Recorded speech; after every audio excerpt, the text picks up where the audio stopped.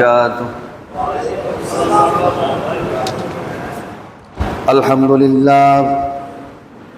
الحمد لله نحمده ونستعينه ونستغفره ونؤمن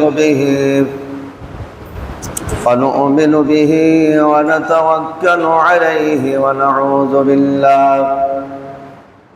ونعوذ بالله من شرور أنفسنا ومن سيئات أعمالنا.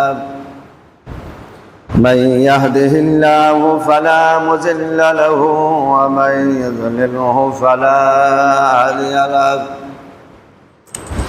ونشهد أن لا إله إلا الله وحده لا شريك له. ونشهد أن محمدًا عبده ورسوله أرسله بالحق بشيرا ونذيرا وداعيا إلى الله بإذنه وسراجا منيرا. فقد قال الله تعالى في كلامه المجيد وفرقانه الحميد: أعوذ بالله من الشيطان الرجيم. بسم الله الرحمن الرحيم. وبرزوا لله جميعا فقال الضعفاء للذين استكبروا إنا كنا لكم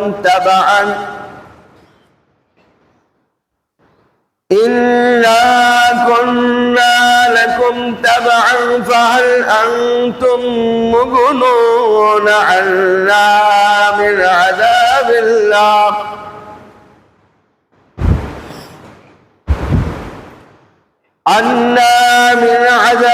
الله من شيء. قالوا لو هدانا الله لهديناكم سواء علينا أجزعنا أو صبرنا ما لنا من محيص.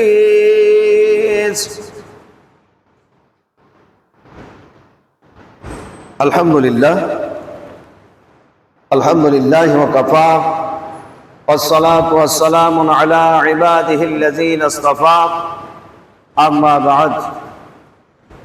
সমস্ত প্রশংসা গুণগান শুধুমাত্র একমাত্র রিজিক দাতা, বিধানদাতা, সৃষ্টিকর্তা মহান আল্লাহ তাআলার জন্য, যার অশেষ কৃপায় আমরা এক সপ্তাহ পরে জুমা মসজিদে আজানের আগে হাজির হতে পেরেছি। এই জন্য মহান রবের দরবারে শুকরিয়া আদায় করি। সবাই বলি আলহামদুলিল্লাহ। দরুদ ও সালাম প্রেরণ করি সর্বশ্রেষ্ঠ নবী ও রাসূল হযরত মুহাম্মদ সাল্লাল্লাহু আলাইহি ওয়াসাল্লামের প্রতি, যে মহানবী সাল্লাল্লাহু আলাইহি ওয়াসাল্লামের আবির্ভূত হয়েছেন যে জন্য, তা হলো পথহারা মানুষকে পথ দেখানোর জন্য, পরকাল বিমুখ মানুষকে পরকালের প্রতি খেয়াল রাখার জন্য, ইহকাল যে একটা ধ্বংসযোগ্য কাল,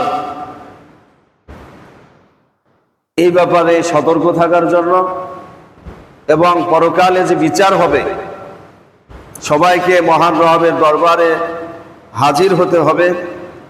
দুনিয়ায় যে যা কর্ম করেছে সেই কর্মের ফলস্বরূপ পুরস্কার অথবা সাজা দেয়া হবে। কেউই বিচারের সম্মুখীন না হওয়া পর্যন্ত ফাইনাল হবে না।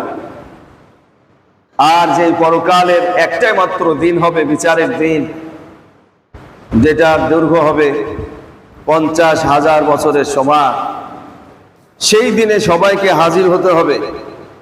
সেই দিনের কথা জনগণের মাঝে প্রচার করে জনগণকে ভালো কাজের প্রতি উদ্বুদ্ধ করেছেন, আর খারাপ কাজ থেকে বিরত রাখার জন্য যথাযথ চেষ্টা করেছেন যিনি আপ্রাণ, তিনি হলেন হযরত মুহাম্মদ সাল্লাল্লাহু আলাইহি ওয়াসাল্লাম।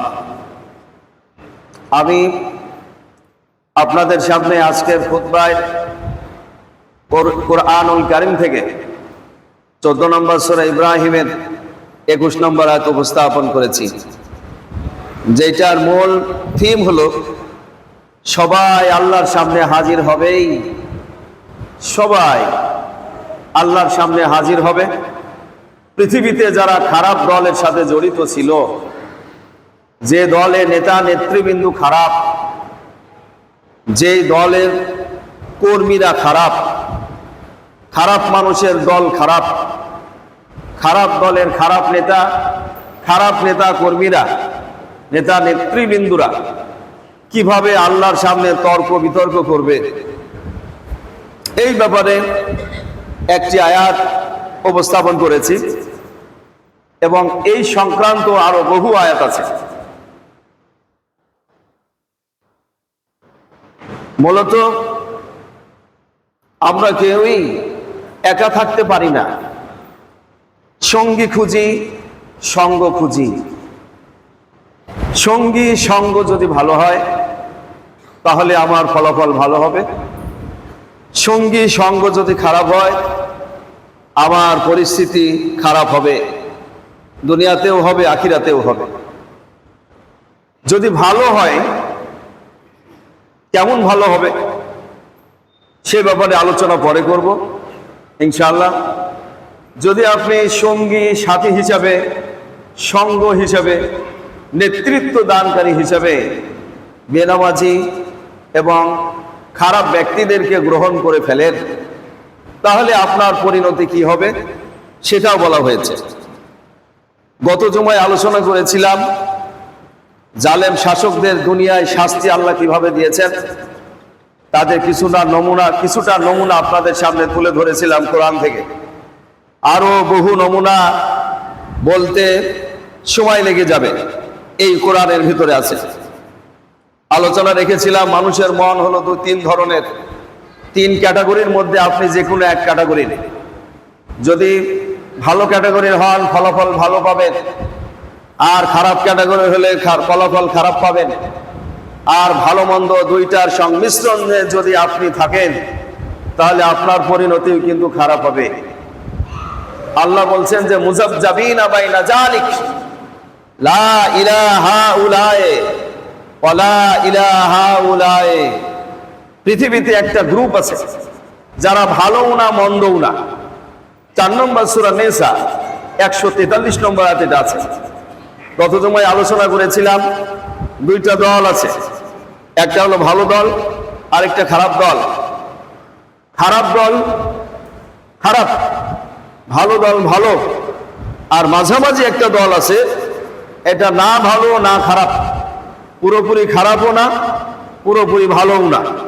যদি এই দলে আপনি থাকেন তাহলে আপনার ফাইনালি রিপোর্ট হবে আপনি খারাপ। এটা আছে 4 নম্বর সূরা নিসা 143 নম্বর আয়াত। সাধারণত একটা উদাহরণ ওখানে দেওয়া হয়েছে। কিছু লোক আছে দেখবেন বলে যে আমি নামাজ পড়ি, মাঝে মধ্যে গ্যাপ যায়। বেশিরভাগ মানুষকে যখন আমি আসামি ধরার পরে তার অপরাধের ব্যাপারে জিজ্ঞাসাবাদ হয়, পরবর্তীতে তাকে পরামর্শ দিই সে ভালো হতে চায় কিনা, এবং সেক্ষেত্রে বলি যে তুমি ভালো হতে যদি চাও নামাজ পড়বে, 5 ওয়াক্ত নামাজ পড়বে, কমপক্ষে 40 দিন 200 ওয়াক্ত নামাজ ইমাম সাহেবের পিছনে দাঁড়িয়ে তাকবীরে উলার সাথে সাথে যদি তুমি হাজির হতে পারো তাহলে তুমি ভালো হতে পারবে। এটা হলো ভালো হওয়ার 1 নম্বর ওষুধ। তাদের পরামর্শ দিই, তারা বলেন যে আমরা নামাজ পড়ি আবার পড়ি না। বেশিরভাগ লোক দেখবেন নামাজ পড়ে আবার পড়ে না। এই শ্রেণীর লোকরা আখিরাতে ক্ষতিগ্রস্ত হবে, এরা কোনো লাভবান হতে পারবে না। এই উদাহরণটা 4 নম্বর সূরা নিসা 143 নম্বর আয়াতে বলা হয়েছে। এরা না নামাজি না বেনামাজি, এদেরকে বলাও যায় না নামাজি, বলাও যায় না বেনামাজি, এদেরকে বলাও যায় না ভালো, বলাও যায় না খারাপ, দুইটার মাঝামাঝি। এই মাঝামাঝি যারা আছে অবস্থান করে এরা সবাই জাহান্নামে যাবে। মুনাফিকদের সম্পর্কে বিস্তারিত আলোচনা কোরআন থেকে আবার নোট করা আছে, পরবর্তীতে ইনশাআল্লাহ আলোচনা করব। শুধু একটা বলে দিই, মুনাফিক নামে একটা সূরাও আছে, যারা দুই পক্ষেই থাকে, মাঝামাঝি থাকে, এরা হলো মুনাফিক। এদের নামে একটা সূরা আছে, সূরা নাম্বার 63, সূরার নাম হলো মুনাফিকুন। আচ্ছা, এখন যে আয়াত দুটো একটা পড়েছি, আয়াতের অর্থ বলে আমি প্রাসঙ্গিক আলোচনার দিকে যাব ইনশাআল্লাহ। আমাদের মুসলিম জাতির পিতার নাম কি? মুসলিম জাতির পিতার নাম কি? জোরে বলেন। হযরত ইব্রাহিম আলাইহিস সালাম, তিনি হলেন আমার আপনার জাতির পিতা। ইব্রাহিম আলাইহিস সালামের নামের একটা সূরা আছে, 14 নম্বর সূরা। এই সূরারই 21 নম্বর আয়াতে আল্লাহ বলেছেন, ওয়াবারাজু লিল্লাহি জামিয়া, আল্লাহর কাছে সবাইকে হাজির হতে হবে, সবাইকে জমা করা হবে আল্লাহর কাছে। জমা করার পরে যারা খারাপ দলের কর্মী ছিল, নেতাদের চামচা ছিল, এই চামচাগুলি বলবে নেতা নেতৃবৃন্দদেরকে, ফাকালা যুআফাউ লিল্লাযিনা ইসতাকবারু ইন্না কুন্না লাকুম তাবাআন ফাহাল আনতুম মুগনুনা মিন আযাবিল্লাহি শাই'আন। চামচারা নেতাদেরকে বলবে, আমরা তোমাদের আনুগত্য করেছি, সুতরাং আজকে আমাদের বাঁচার উপায় বের করে দাও, আল্লাহর শাস্তি থেকে বাঁচার কোনো সুযোগ বের করে দাও।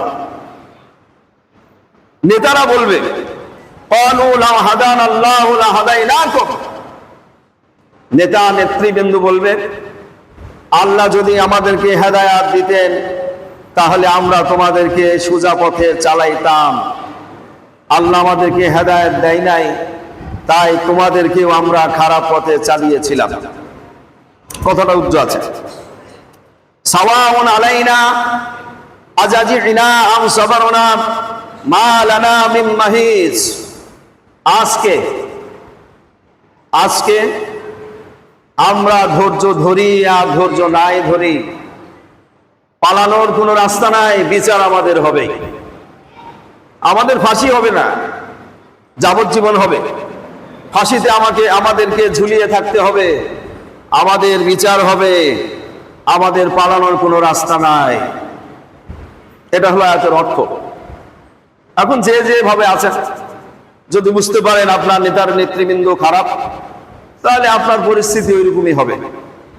এখন এই আয়াতের একটু বিস্তারিত আলোচনা করি। ওয়াবারাজু লিল্লাহি জামিয়া, আল্লাহর কাছে সবাইকে সমবেত করা হবে, সবাইকে। পৃথিবীতে যত মানুষ এসেছিল, যত মানুষ আছে, যত মানুষ আসবে, যত জিন এসেছিল, যত জিন আছে, যত আসবে, এবং অন্যান্য প্রাণীও আল্লাহর কাছে হাজির করা হবে। যত প্রাণী ছিল, যত আছে, যত আসবে, সবাইকে আল্লাহর কাছে হাজির করা হবে। এটা আছে 6 নম্বর সূরা আনামের 38 নম্বর আয়াতে। এবং এখানে তো বলাই হয়েছে সবাইকে হাজির করা হবে, সবাইকে। এখন হাজিরের প্রক্রিয়াটা কি? হাজিরের আগে আরেকটা কথা বলি। আল্লাহ তাআলা সব মানুষকে সৃষ্টি করেছিলেন যেদিনে রূহের জগতে। আমাদের বাবা আদমকে যখন সৃষ্টি করলেন, বাবা আদমকে সৃষ্টি করার পরে বাবার ঐরাসজাত 20 জোড়া সন্তান ছিল, 40টা সন্তানের মধ্যে 20টা ছিল ছেলে, 20টা ছিল মেয়ে। এই 20টা ছেলের পিঠ থেকে আরো সন্তানদেরকে বের করেছেন। পর্যায়ক্রমে আমরা যে আছি, আমাদেরকে বের করেছেন আমাদের বাবার পিঠ থেকে, আমাদের সন্তানদেরকে বের করেছেন আমাদের পিঠ থেকে, আমাদের বাবাদেরকে বের করেছেন বাবাদের বাবার পিঠ থেকে। ওয়াইজ আখাযা রাব্বুকা মিন বানি আদম মিন যুহুরিহিম যুররিয়াতাহুম, এটা হচ্ছে 7 নম্বর সূরা আরাফ এর 72 নম্বর আয়াতে। আল্লাহ ওই ঘটনাটা নবীদের কাছে ইলাবরেট করে বলছেন যে শোনো, একটু জেনে রাখো, আমি যখন আদম সন্তানদেরকে তাদের বাবাদের পিঠ থেকে বের করলাম, মেরুদণ্ড থেকে আমাদেরকে বের করা হয়েছে। আপনার বাবার নাম যাই হোক, আপনার বাবার পিঠ থেকে আপনার সৃষ্টি হয়েছে। আপনার ছেলের নাম যাই হোক, আপনার ছেলের সৃষ্টি হয়েছে আপনার পিঠ থেকে। এইভাবে পৃথিবীতে যত মানুষ আসবে সবাইকে তাদের বাবাদের পিঠ থেকে পর্যায়ক্রমে সিরিয়ালি বের করে রাখা হয়েছে। ওয়ালাকাদ আহসানাহুম ওয়ালাকাদ আহসাহুম ওয়া'আদাহুম আদা, এইটা আছে 19 নম্বর সূরা মারিয়াম এর 93 নম্বর আয়াতে। আল্লাহ বলেন আমি সবাইকে গণনা করে রেখেছি। সবাই তো বুঝতে পারছেন আমার কথা? সবাইকে গণনা করে রেখেছি, সুন্দরভাবে পর্যায়ক্রমে গণনা করে রেখেছি। সবার নামে নামে একটা বই লিখে রেখেছি। সেই বই লেখার দায়িত্বে 2 জন ফেরেশতাকে দিয়ে দিয়েছি। সবাইকে সৃষ্টি করলাম, করার পরে আমি রুহের জগতে মাহফিল করলাম, বিশাল বড় সমাবেশ। সেই সমাবেশে পৃথিবীর সব মানুষ উপস্থিত ছিল। আমি সবার সামনে ডিক্লেয়ার দিয়ে বললাম, আলাস্তু বিরব্বিকুম, আমি কি তোমাদের রব নই?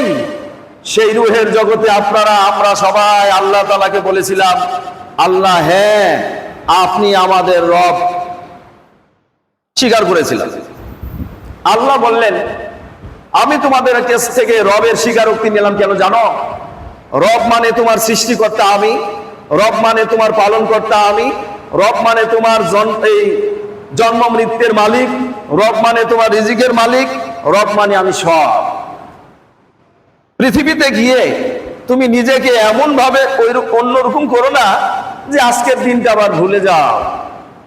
আবার ভুলে যাওয়ার ক্ষেত্রে ফিরে এসে আমার কাছে যেন বলো না যে আমাদের এই আজকের দিনের ব্যাপারে কিছুই মনে ছিল না।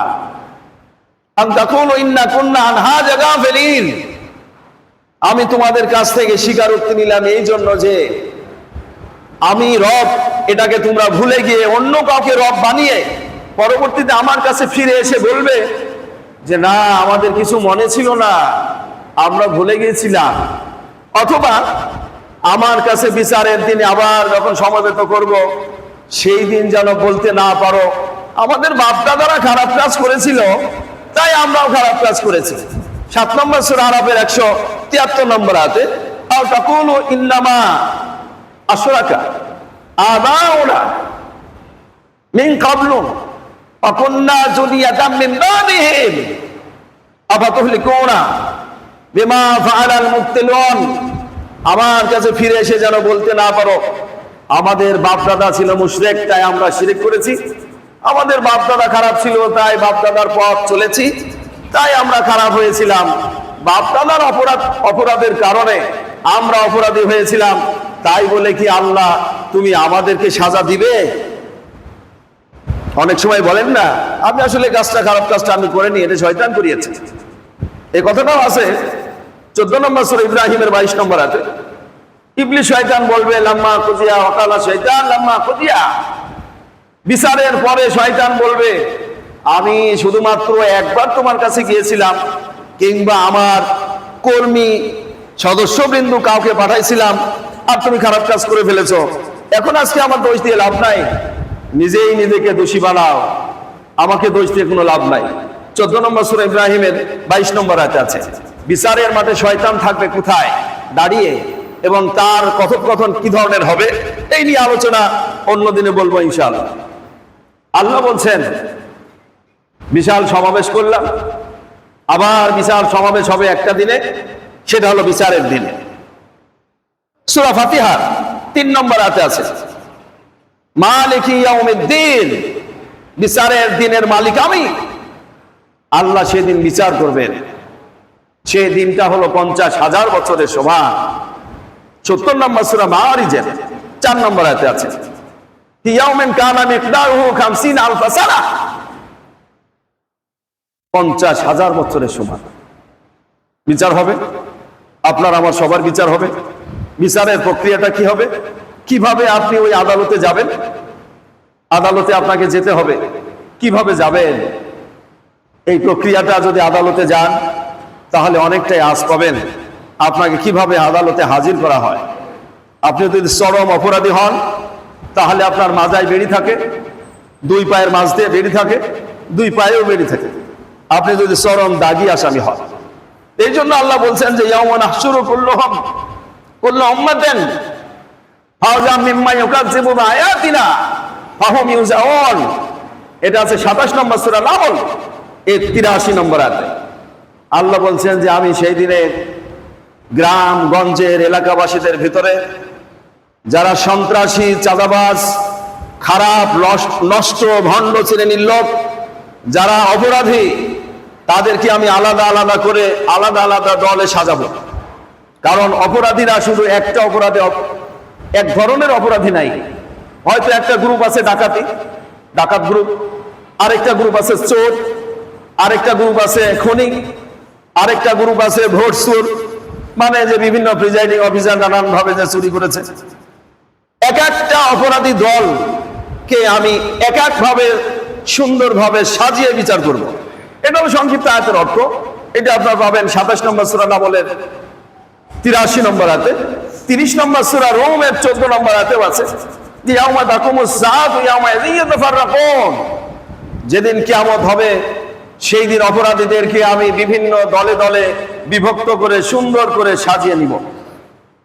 99 নম্বর সূরা জিলজাল মানে ধ্বংস, ভূমিকম্প নামের যে সূরা, এই সূরার 6 নম্বর আয়াতে আছে যে ইয়াউমা ইয়াকুনুন নাস ইয়াউমা ইয়াসতুরুন নাস আশতাতান ইয়ারা আমালহুম, ইয়াউমা ইয়াসতুরুন নাস আশতাতা লিয়ারাউ আমালহুম।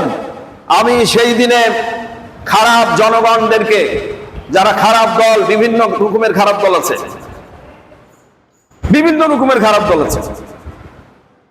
আমি মাদক নিয়ে কাজ করি, মাদকের যেমন একটা খারাপ দল আছে, পুলিশে ডাকাত, চোর, বাটপার ওদের নিয়ে কাজ করে, ওদেরও বিভিন্ন ধরনের খারাপ দল আছে, মানে ওই লেভেলে। আল্লাহ বলছেন যে আমি সেই দিনে বিভিন্ন দলে বিভক্ত করে সুন্দর করে আমার কাছে উপস্থাপন করব, হাজির করব। যে যে দলের যে যে ধরনের অপরাধের ভিত্তিতে তাদেরকে আমি আলাদা করে সাজাবো। যেমন কোর্টে গেলে দেখবেন নারী ও শিশুদের সাথে যারা বেয়াদবি করে তাদের ব্যাপারে নারী ও শিশু আদালত আছে, নাই? কেউ জানেন কি আছে? নারী ও শিশু আদালত, এটা কিন্তু আলাদা আদালত।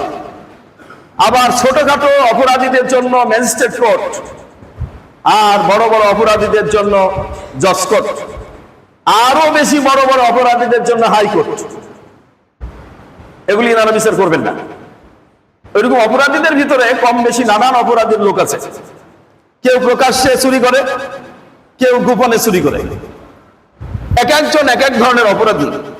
অপরাধীদের অপরাধ অনুযায়ী আল্লাহ সাজাবেন। এটা সূরা নাহলের 83-তে আছে।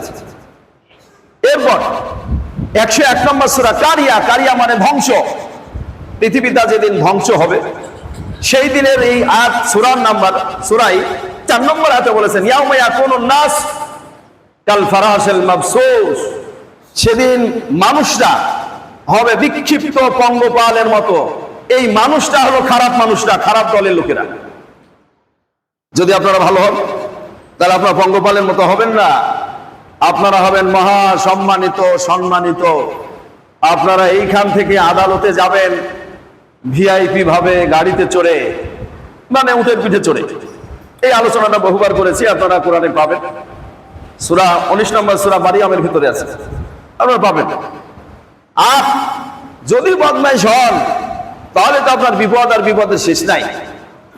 তা আল্লাহ তাআলা বলছেন যে আমি সেই দিনে জনগণকে যখন আমার আদালতে হাজির করব, একই দিনে আমি সবাইকে হাজির করেছিলাম, আবার একই দিনে আমি সবাইকে হাজির করব। সেই দিনে যারা অপরাধী তারা কবর থেকে ওঠার পর বিক্ষিপ্ত পঙ্গপালের মতো হয়ে দাঁড়াবে, দেখাবে। যেমন এক জায়গাতে যদি আপনি এই পিঁপড়ার দল দেখেন, পিঁপড়ার দল কোটি কোটি পিঁপড়া এক জায়গাতে আছে, ওইখানে ছোট্ট যদি একটা খুসা মারা হয় বা কিছু যদি একটা পড়ে, তখন দেখবেন পিঁপড়া একদিকে দৌড়ায় না, যে যেদিকে পারে সে সেদিকে দৌড়িয়ে যায়। ঠিক ওইরকম ভাবে এখান থেকে কবর থেকে ওঠার পরে যারা বদমাইশ তারা নানান দিকে ছুটাছুটির চেষ্টা করবে, কিন্তু চেষ্টা করে লাভ হবে না, লাভ হবে না। এখন আল্লাহর কাছে হাজির হওয়ার উপায়টা কি? কিভাবে যাবেন? খারাপ লোকেরা কিভাবে যাবে? পৃথিবীতে নানান ধরনের খারাপ লোক আছে। যখন মানুষ জন্মগ্রহণ করে, জন্মগ্রহণের সাথে সাথে আল্লাহ তাকে ইন্নাট আইডিয়া দিয়ে থাকেন, যেটা দার্শনিক রেনে ডেকার্টস বলেছেন, মানুষের 3 ধরনের আইডিয়া তৈরি হয়, যেটা কোরআনের সাথে তার মন্তব্যের মিল আছে। এর মধ্যে কোরআনে কি বলা হয়েছে? 91 নম্বর সূরা শামস, সূর্য নামের যে সূরা, বাইরে আপনারা সূর্য দেখতে পাচ্ছেন, এই সূর্য নামের যে সূরা আছে 91 নম্বর, এই সূরার 7, 8 এবং 9 নম্বর আয়াতে বলা হয়েছে, ফাল হাবাহা ফুজুরাহা ওয়া তাকওয়াহা কাদ আফলাহা মান যাক্কাহা ওয়া কাদ খাবা মান দাসসাহা।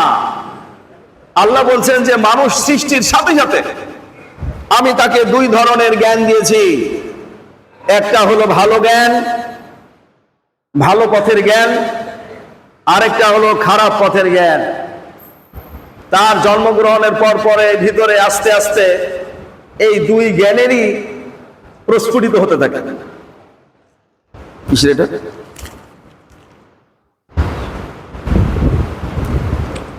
এটা নিয়ে অন্য সময় আলোচনা করতে হবে।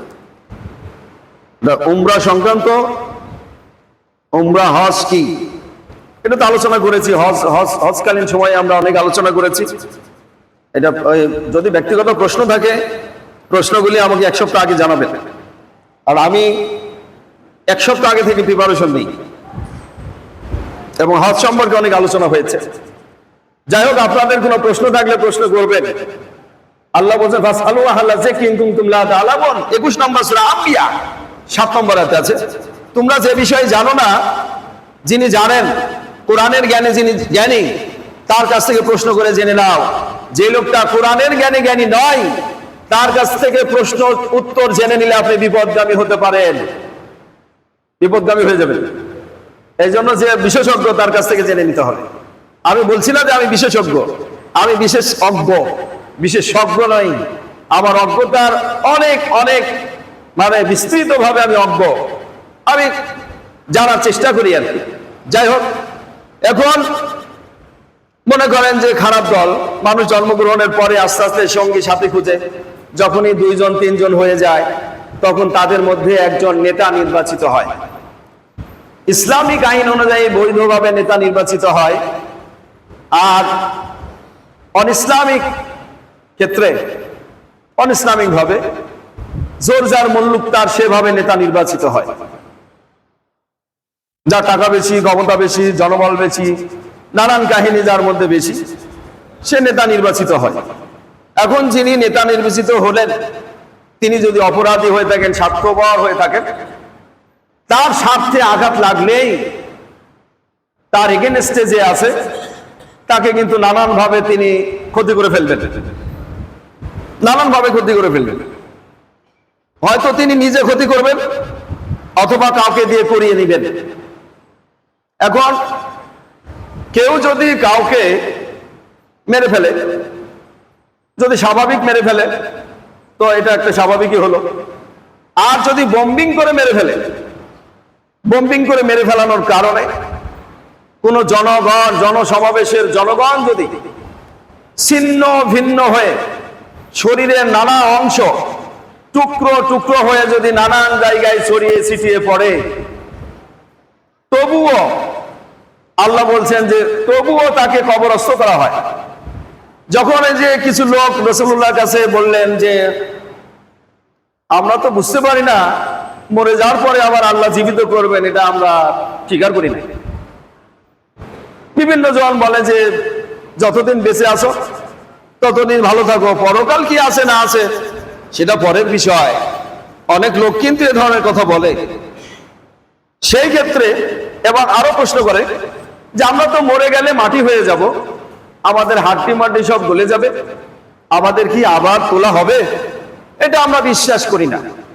তখন আল্লাহ তাআলা কোরআনের আয়াত নাযিল করে বললেন যে ইজা মুসজিদতুম কুল্লা মুমাজ্জাকিন ইন্নাকুম লাফি খালকিন জাদীদ। 34 নম্বর সূরা সাবা এর 7 নম্বর আয়াতে আছে, আল্লাহ বলছেন নবীজিকে তুমি বলে দাও, তোমরা যদি ছিন্ন ভিন্ন হয়ে ভস্ম হয়ে টুকরো টুকরো হয়ে যদি মাটির সাথে মিশে যাও, তবুও তোমাদেরকে আবার নতুন করে সৃষ্টি করা হবে। সূরা নম্বর 34 আয়াত নম্বর 7, সূরার নাম সাবা। আরেকটা আয়াত আছে 17 নম্বর সূরা বনী ইসরাঈলের 49, 50 এবং 51 নম্বর আয়াতে আছে। ওরা বলল যে আমরা যদি পাথরের সাথে মিশে যাই বা লোহার সাথে মিশে যাই তবুও কি আমাদের তোলা হবে?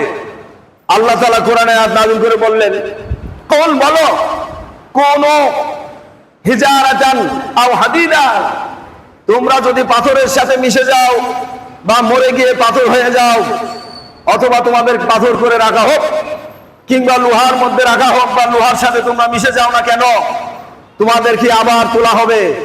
তোমরা যদি মনে করো তোমাদেরকে তোলা হবে না, আরো ভিন্ন রকম কোন চিন্তা করে যদি লাশটা পুড়িয়ে গুম করে শেষ করে ফেলাও, যেমনটি শেষ করা হয়েছে ইলিয়াস আলীর লাশ, তাকেও কিন্তু তোলা হবে কবরে। কবরে তোলা হবে, কবর থেকে তোলা হবে, এবং তারও কবরস্থ কোথাও না কোথাও আছে। আল্লাহ নির্দিষ্ট একটা জায়গা করে ফেলেছে। আপনি আপনার সন্তানকে মানুষ করার পরে কোন চক্র এসে যদি তাকে একেবারে উধাও করে ফেলে, কোনো চিহ্নই নাই, আল্লাহ বলছে নাও একবার ফি সুদুরিকুম, তোমাদের মনে যদি চিন্তা থাকে লাশটা আমরা গুম করে ফেলবো, আমি আমার ফাঁসি চাই, মতিউর রহমান রেন্টু এর বইটা যদি পড়েন তাহলে অনেক চিত্র পাবেন। এবং বলা হয়েছে যে এই হত্যাকাণ্ডের অন্তরালে মন্ত্রী সাহেবই দায়ী, এই নামে তার একটা বই আছে। আপনারা বইটা যদি কিনেন তাহলে অনেক তথ্য পাবেন। এবং বড় বড় দলের বড় বড় খারাপ নেতৃবৃন্দরা চিন্তা করে তার দলের এগেনস্টে যারা আছে তাদেরকে হত্যা করে নিশ্চিহ্ন করে দিতে চায়। আল্লাহ বলছেন যে তোমরা যদি কাউকে মেরে ফেলো, হত্যা করো এবং নিশ্চিহ্ন করার চিন্তা করো, 17 নম্বর সূরা বনী ইসরাঈলের 51 নম্বর আয়াত, যদি খুঁজেই না পাওয়া যায় এমন চিন্তাও যদি করো, আমি তবুও কিন্তু নতুন ভাবে আবার সৃষ্টি করবই। পৃথিবীর কোন প্রান্তে কোন জায়গায় কিভাবে তুমি মাটিতে পড়ে মিশে গেছো, সেই জায়গায় আমার 2 জন ফেরেশতা তোমার সাথে লেগেই ছিল তোমার জন্ম থেকে মৃত্যু পর্যন্ত।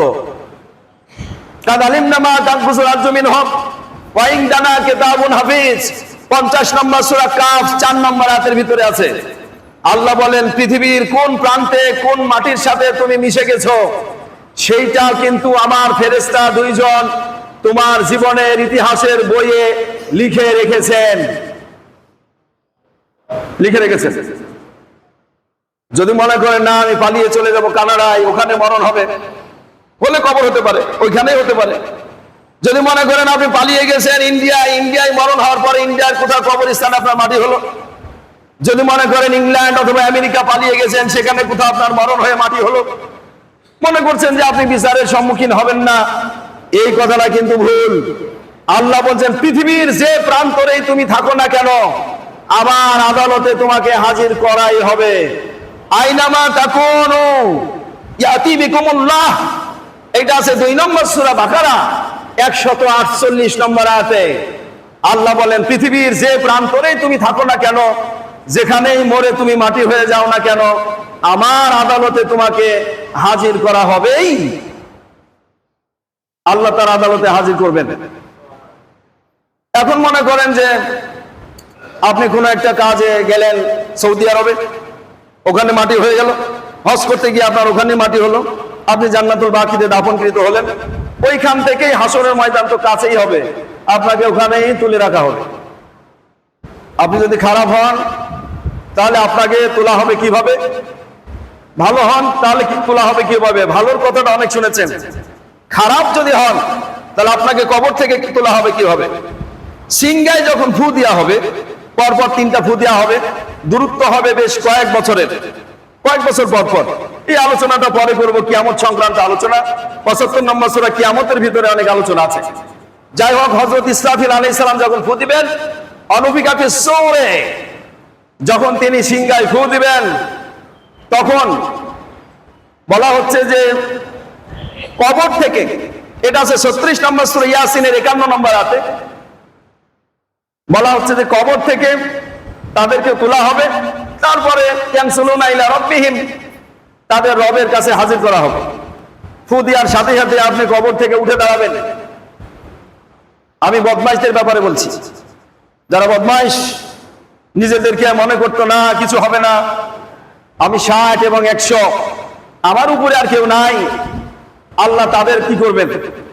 তাদের মরণের সময় যে কি শাস্তি হবে সে আলোচনা আপনারা কয়েক মাস আগে শুনেছেন। মরণের পরে কবরে রাখার পরে যে শাস্তি হবে সেইটার ব্যাপারে আছে 23 নম্বর সূরা মুমিনুনের 100 নম্বর আয়াতে, অমি ওয়ারাইহিম বারযাখুন ইলা ইয়াউমি ইউবাসুন, তাদেরকে রাখা হবে জেলখানার জগতে কিয়ামত হওয়া পর্যন্ত।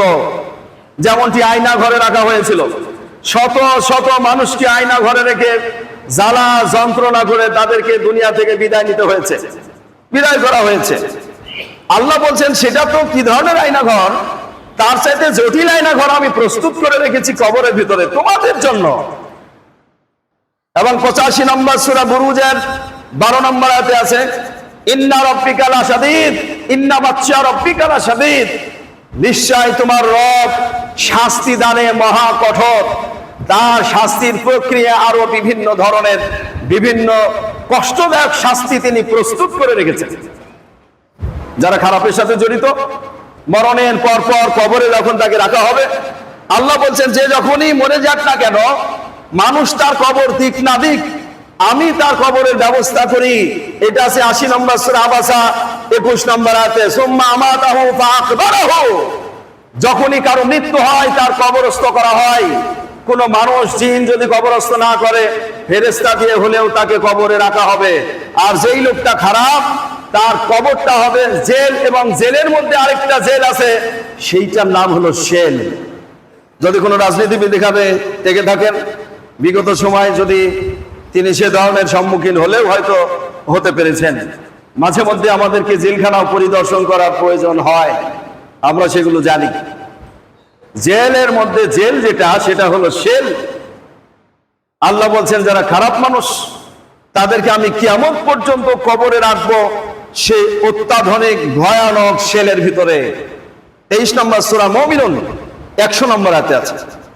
থাকবে তো থাকবেই, থাকবেই।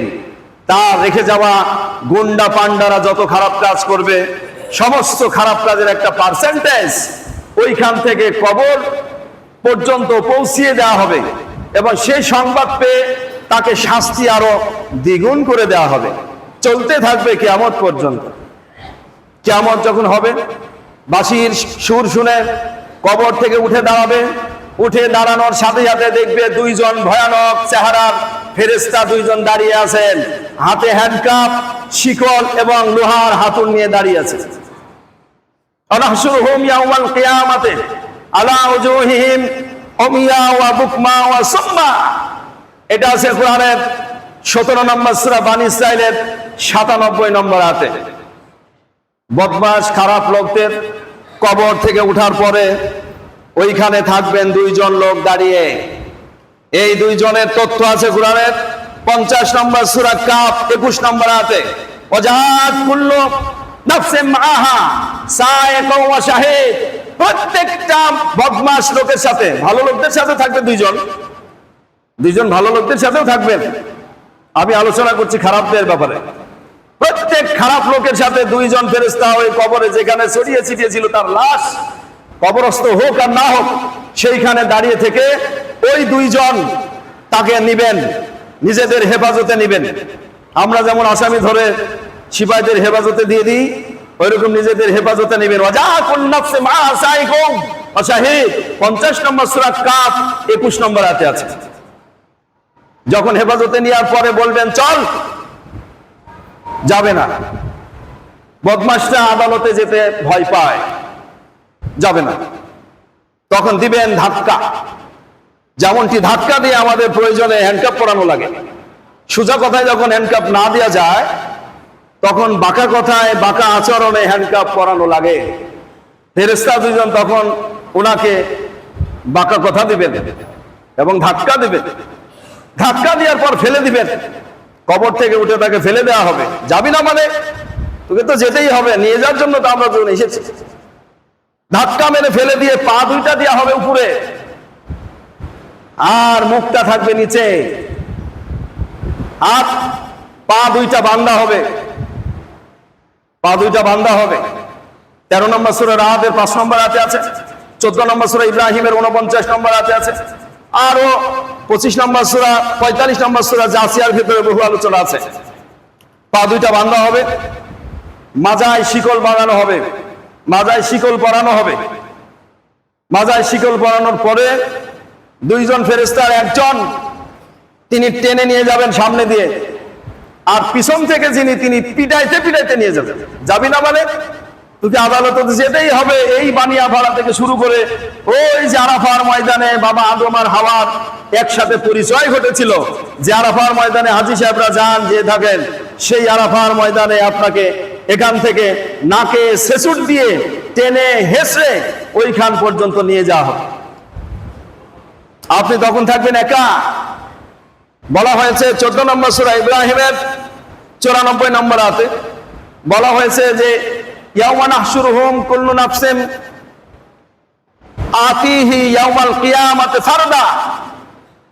সেই দিনে প্রত্যেক ব্যক্তিকে এককভাবে আখিরাতের ময়দানে হাজির করা হবে। একটা একটা করে হাজির করা হবে, একটা একটা করে। সে যে দলই করুক না কেন, একজন একজন করে হাজির করা হবে। একজন একজন করে হাজির করার পর যে যেই দল করত, সেই দলের নেতাকর্মীদের সাথে তাকে দলীয়ভাবে সাজানো হবে। আমাদের এইখানে জয়পুরহাট থেকে যদি কোনো একটা দল ডাক দেয় আগামী 20 তারিখে এখানে বিশাল সমাবেশ হবে, তখন সেই দলের অনুসারী এই জয়পুরহাটের 5টা থানার যত গ্রাম আছে, সব গ্রাম থেকে যেমন একটা একটা করে হাজির হয়ে হয়ে দলীয়ভাবে বা পৃথকভাবে এককভাবে এইভাবে যেমন আমাদের কাশেম ময়দানে উপস্থিত হয়ে থাকে অথবা স্টেডিয়ামে যেখানে ডাকা হয়েছে সমাবেশ, সেইখানে যেমন প্রত্যেক দলের লোক প্রত্যেক প্রান্ত থেকে যেভাবে হোক ছুটে এসে একত্রিত হয়, নেতা নেতৃবৃন্দর সাথে মিলিত হয়, ঠিক ওই রকম ভাবে পৃথিবীর সকল প্রান্ত থেকে, সকল কবরস্থান থেকে একজন একজন করে নিয়ে নিয়ে আখিরাতের ময়দানে সেইখানে নেতা নেতৃবৃন্দদের সাথে মুখোমুখি করে হাজির করা হবে। অকুনতুম আজওয়াজান সালাসা ফাসহাবুল মাইমানাতে মা আসহাবুল মাইমানা ওয়া আসহাবুল মাশআমাতে মা আসহাবুল মাশআমা। এটা আছে 56 নম্বর সূরা ওয়াকিয়া এর 7, 8 এবং 9 নম্বর আয়াতে। 9 নম্বর আয়াতে 8 নম্বর আয়াতে বলা হয়েছে যারা খারাপ দল তারা আল্লাহ তাআলার বাম পাশে থাকবে। আল্লাহ বিচার করবেন কাবা শরীফের উপরে বসে থেকে, সেইখান থেকে বিচারের সরাসরি সামনাসামনি যিনারা থাকবেন নবী রাসূল এবং ফার্স্ট ক্লাস ইমানদাররা, আর আল্লাহর বাম পাশে থাকবে দুনিয়ার খারাপ লোকেরা, আর আল্লাহর ডান পাশে থাকবে দুনিয়ার ভালো লোকেরা। দুনিয়ার খারাপ লোকেরা একা একা সাধারণত খারাপ কাজ কমই হয়, খারাপ কাজ বেশিরভাগই হয় দলীয় ভাবে। আপনি একা একা খারাপ কাজ কোনটা করতে পারবেন? আপনাদের কাছ থেকে আমি উদাহরণ চাই পরবর্তীতে, এখানে না অন্য সময়। কারণ প্রত্যেকটা খারাপ কাজের পিছনে কেউ না কেউ জড়িত, আর এই জড়িতদের সহ আখিরাতে আল্লাহ এখানে হাজির করবেন। কিভাবে হাজির করবেন? দলীয় নেতাকর্মীদের ভিতরে কি ধরনের কথা হবে তাও বলা হয়েছে কোরআনের ভিতরে। এই নিয়ে আলোচনা ইনশাআল্লাহ পরবর্তী জুমায় করা হবে। সুবহানাকা লা ইলমা লানা ইল্লা মা আল্লামতানা ইন্নাকা আনতাল আলিমুল হাকিম। বারাকাল্লাহু লানা ওয়া লাকুম ফিল কুরআনিল আযীম ওয়া নাফা'না ওয়া ইয়্যাকুম বিল আয়াতি ওয়া যিকরিল হাকিম। ইন্নাহু তাআলা জাওয়াদুন কারীমুন মালিকুম বারুর রাউফুর রহিম।